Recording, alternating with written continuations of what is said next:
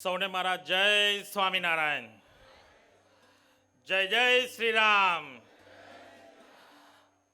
આજે ભવ્ય દિવસ છે ને, આટલું ધીરેથી જ કઈ રીતે ચાલશે? ફરીથી જય જય શ્રી રામ. આભાર. વડતાલ સ્વામિનારાયણ મંદિર દ્વારા જે ભવ્ય અયોધ્યામાં આપણા પ્રધાનમંત્રી રામ લલ્લાના આજે પ્રાણ પ્રતિષ્ઠા મહોત્સવમાં આપ સૌની વચ્ચે ઉપસ્થિત આ ગાદીપતિ એવા પરમ પૂજ્ય આચાર્યજી, કોઠારી સ્વામી, પરમ પૂજ્ય સંત સ્વામી, સર્વ સંતગણ, સર્વ મંચસ્થ મહાનુભાવો, સર્વ સંઘના સર્વ પદાધિકારી, આપ સર્વ મહાનુભાવો અને જેમના માટે અને જેમના સન્માન માટે આ કાર્યક્રમ રાખવામાં આવ્યો છે એવા મારા સર્વ વડીલ શ્રી સ્વયંસેવક સંઘ કે જેઓ રામ મંદિર માટે, અયોધ્યા માટે જ્યારે પણ ત્યાં ગયા હતા અને સ્વયં ત્યાં જઈ અને અયોધ્યામાં રામ મંદિરનું નિર્માણ થાય એવું ત્યાં ઈંટ મૂકીને આવ્યા હતા એવા સર્વ મારા વડીલશ્રીઓને નમન કરું છું.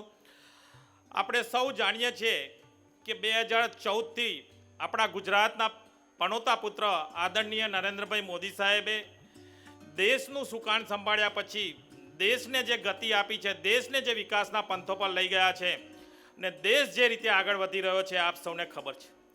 પરંતુ એની સાથે સાથે સર્વ હિન્દુ ધર્મને પણ માન સન્માન મળે એવું જો કાર્ય કર્યું હોય તો આદરણીય આપણા પ્રધાનમંત્રી નરેન્દ્રભાઈ મોદી સાહેબે જે એમને જે વચનો આપ્યા હતા એ વચનો પૂરું પાડવાનું કામ આદરણીય પ્રધાનમંત્રી નરેન્દ્રભાઈ મોદી સાહેબે કર્યું.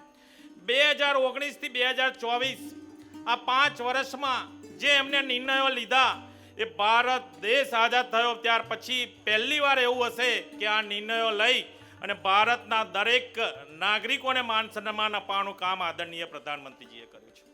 આપણે બધા 500 વર્ષથી જેની રાહ જોઈ રહ્યા હતા કે અયોધ્યામાં રામ મંદિરનું નિર્માણ થાય. રામ મંદિર ભવ્ય નિર્માણ પણ થઈ ગયું અને જે આજે ઐતિહાસિક દિવસ છે 22/1/2024 અને એ દિવસે આપણા પ્રધાનમંત્રી નરેન્દ્રભાઈ મોદી સાહેબ આજે પ્રાણ પ્રતિષ્ઠા કરી રામલલ્લાના દર્શન ખુલ્લા મૂકી રહ્યા છે અને સૌ ભારત દેશના જનતા એને આવકારી રહી છે. ખરેખર જોઈએ તો આ એક ભવ્ય દિવસ આપણા ભારત વર્ષમાં લખાશે, ઐતિહાસિક દિવસ આપણા ભારત વર્ષમાં લખાશે અને આ દિવસ હર વર્ષે એક દિવાળીના તહેવાર તરીકે ઉજવાશે એવું પ્રધાનમંત્રીજી કહી રહ્યા છે. આજે પણ દરેક ગામડાઓમાં જ્યાં જ્યાં પણ હું પ્રવાસ કરું છું એક ભવ્ય દિવસ તરીકે સૌ નાગરિકોએ, સૌ જનતાએ એને આવકાર્યો છે. આપણા પ્રધાનમંત્રી નરેન્દ્રભાઈ મોદી સાહેબ 140 કરોડની જનતામાં દિલમાં વસેલા છે અને જે રીતે એમને સેવા કાર્ય સાથે સત્તા સંભાળી છે એ સેવા કાર્ય ખૂબ આગળ છે. સેવા સાથે એમને સત્તામાં પણ જે રીતે પરિવર્તન લાવી અને દેશના દરેક જનતામાં જે એમને દિલમાં વસેલા છે એ આપણે જોઈ રહ્યા છો. આજે આપણે પણ આ દિવસ ભવ્ય ઉજવીએ અને જે વડીલશ્રીઓ, સ્વયંસેવકો જે ત્યાં આગળ મંદિરમાં અયોધ્યાની ઈંટ મૂકવા માટે જ્યારે ગયા હતા અને જે દ્રશ્ય આપણે જોઈએ એ બધા જ વડીલશ્રીઓ અહીંયા બેઠા છે એમનું પણ આપણે સન્માન કરીએ અને એમના પણ જે તે દિવસની જે એમને દિલમાં વસેલી જે વિગતો હશે એ પણ આપણી સમક્ષ રજૂ કરશે. પરંતુ આ દિવસ આપણે બધા ભવ્ય રીતે ઉજવીએ.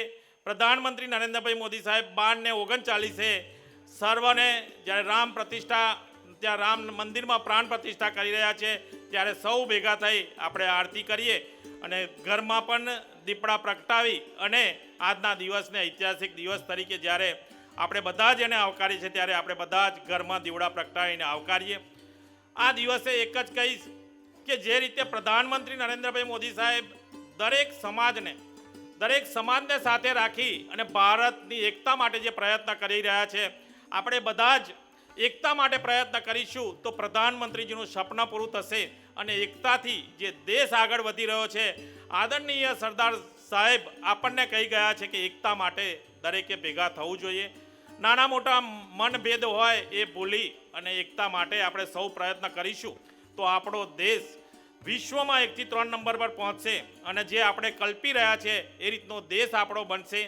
2047માં પ્રધાનમંત્રીજી કહી રહ્યા છે કે વિકસિત દેશ બનશે, પરંતુ તે પહેલાં આપણો દેશ વિકસિત દેશ બને અને આપણે સૌ એમાં સહભાગી થઈએ. યુવાનોને સાથે રાખીને પ્રધાનમંત્રીજી જે નવું ભારત બનાવવા ઈચ્છી રહ્યા છે એમાં પણ સહભાગી થઈએ. અને 2019થી 2024માં આપ સૌએ મને ખોબલે ને ખોબલે વોટ આપી અને એક સાંસદ તરીકેની જવાબદારી નિભાવવા માટે આપણે પાર્લામેન્ટમાં મોકલ્યો. આ પાર્લામેન્ટમાં મને મારો એક દિવસ યાદ છે કે જ્યારે પ્રધાનમંત્રી નરેન્દ્રભાઈ મોદી સાહેબ કહેતા હતા કે ગુલામીના આઝાદીના દરેક ચિહ્નો આપણે દૂર કરીએ, અને મને એવું થયું કે જે ઇન્ડિયા છે, ઇન્ડિયા શબ્દને બદલે ભારત ભારત વર્ષ હોવું જોઈએ. અને મેં પાર્લામેન્ટમાં રજૂઆત કરી હતી, એનો વિડીયો પણ છે. અને ધીરે ધીરે આપણે સૌ જોઈ રહ્યા છે કે ઇન્ડિયાને બદલે ભારત ભારત વર્ષ નામ થઈ રહ્યું છે. ખરેખર આ ખૂબ આપણા ભારતના જે ઐતિહાસિક વર્ષો હતા એ રીતે ભારતને ભારત વર્ષ થઈ રહ્યું છે. પહેલાં તો વડતાલના સૌ આપણા આચાર્યશ્રી, આપણા કોઠારી સ્વામી, સૌ સંતગણનો આભાર માનીશ કે આજે મને અહીંયા બોલાવી અમારું સન્માન કર્યું અને 2 મિનિટ બોલવાનો તક આપી. ફરીથી સૌનો આભાર. અસ્તુ. ભારત માતા કી જય.